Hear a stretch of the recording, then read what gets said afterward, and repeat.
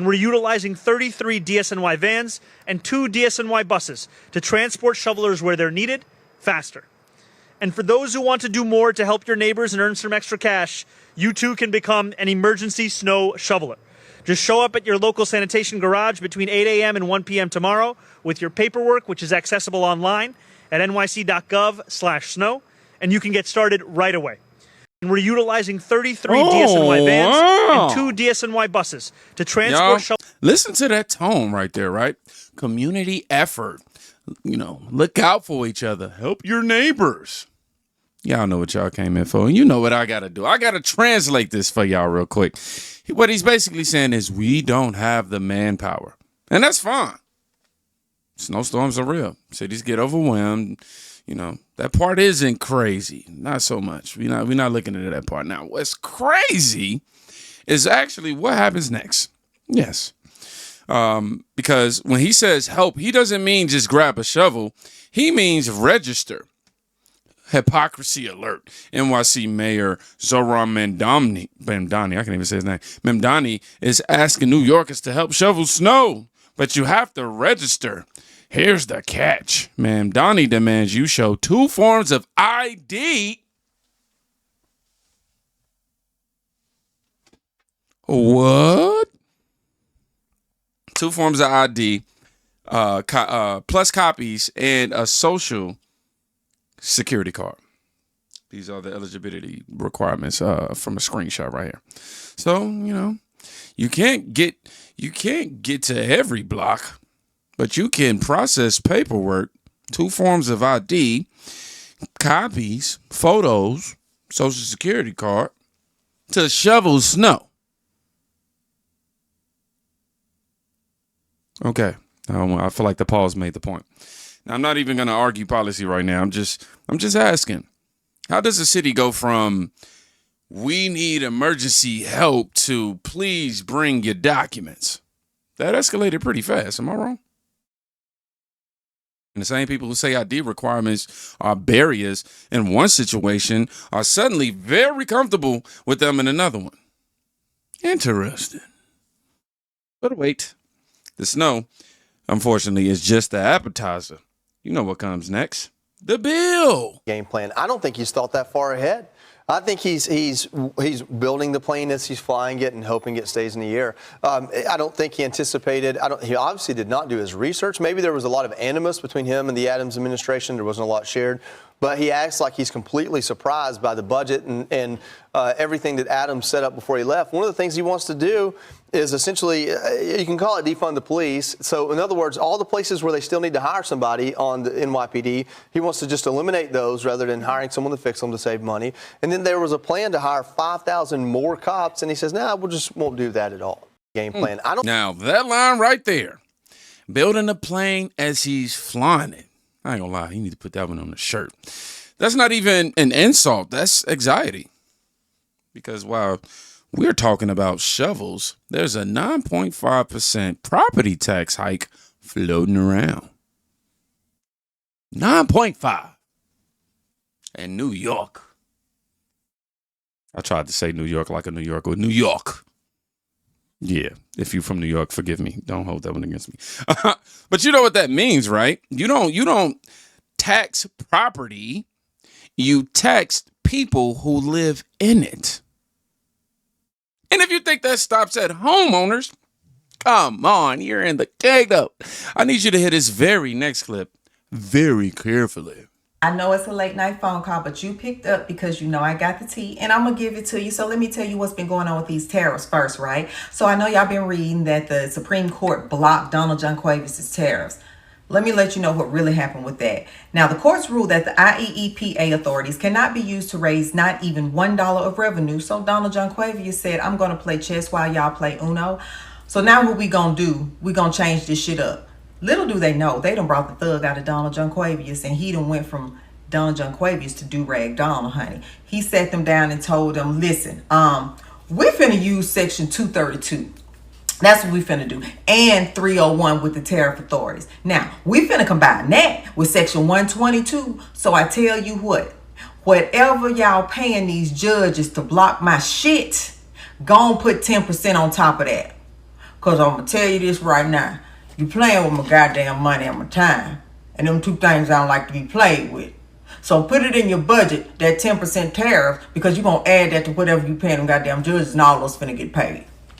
He might not have did it just like that, but that's the gist of what he did. Now, as far as Zoolander mommy daddy, let me ask y'all a question. Did y'all really think y'all was gonna get all that free shit with him? Because if so, I got some beachfront property in Idaho that it's begging for you. 12,000 flat. Just cash at me. Not only did he lie about the free shit, but he raised property taxes by 10%. Damn, 10%.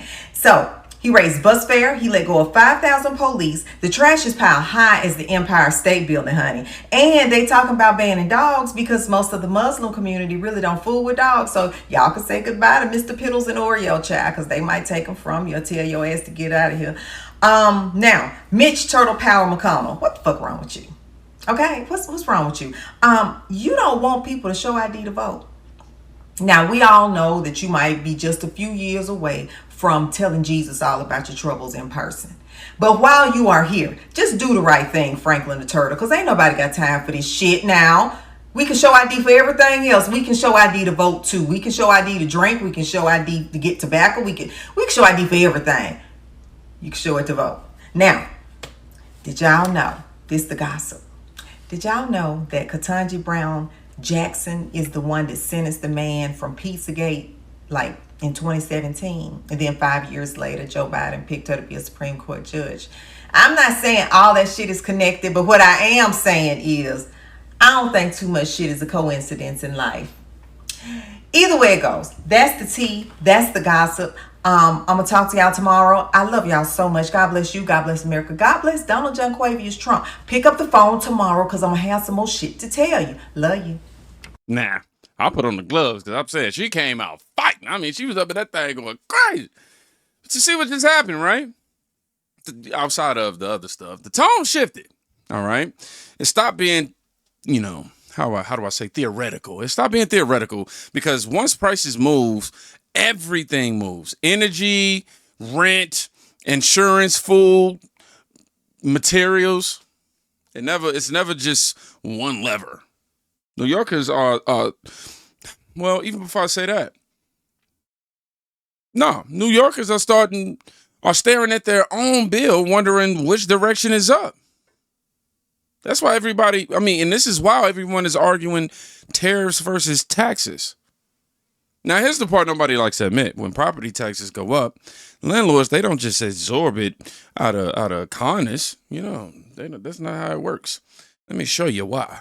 A bunch of people asked me, if Zoran Mamdani raises property taxes 9% like he said that he would, how would I feel?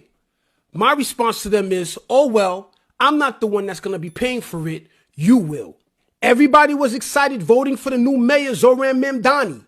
Tax them landlords, make them pay. Okay, but let's slow this down. If Zoran Mamdani actually pushes and makes it happen, this 9% tax increase on property taxes, who do you think is going to actually pay for it? You think these property owners are going to simply take the hit and say, no worries about it, we're going to take the hit out of love? If my property taxes go up, if my expenses go up, simply what's going to happen is that it's going to get passed down to the tenant. This is not politics. This is business. This is math. Some of you guys that are renters are saying that's y'all problem. Nobody told you guys to become landlords. But when insurance went up, rents went up. When the cost of materials went up, rents went up. When interest rates went up, rents went up. So what exactly do you think is going to happen if property taxes go up? Exactly. There's no such things as free programs. There's no free funding. If the city has a deficit, they have to find the money somewhere. And if Zoran Mamdani can't print it, one way or another, he's going to find a way to collect it. And if he chooses to collect it from property owners, I promise you, it's not going to stay there. I hope everybody gets exactly what they voted for, because policies feel good during campaign season, but real estate operates on numbers, and numbers don't care about how you feel. I know that's right. There's a difference between slogans and systems. Systems make you feel righteous. slogans rather. I got to get my mind together. Slogans make you feel righteous, while systems, they send invoices. All right. That's the difference. And what we're watching right now isn't just a snow story. It's not just paperwork. It's not even just 9.5%. It's the moment theory meets friction. See, it's easy to say the government should handle everything until government says, actually, we need you. It's easy to say taxes only hit the rich until you realize buildings don't pay taxes. People inside them do. And none of this is even about hating one person. It's about patterns, the fractures. When power expands, responsibility expands with it. And responsibility gets heavy, the weight never stays at the top. It rolls downhill. And that's the real tension here. Because the people who voted for big solutions are now staring at small details, lines, forms, fees, bills. And those details are way louder than speeches. This isn't outrage. It's honestly awakening. It's the quiet moment when someone says, wait, I thought this was going to hit somebody else. That's the shift, right? Not left versus right. Not red versus blue. Expectation versus reality in this scenario. And when expectation cracks the sound, it travels.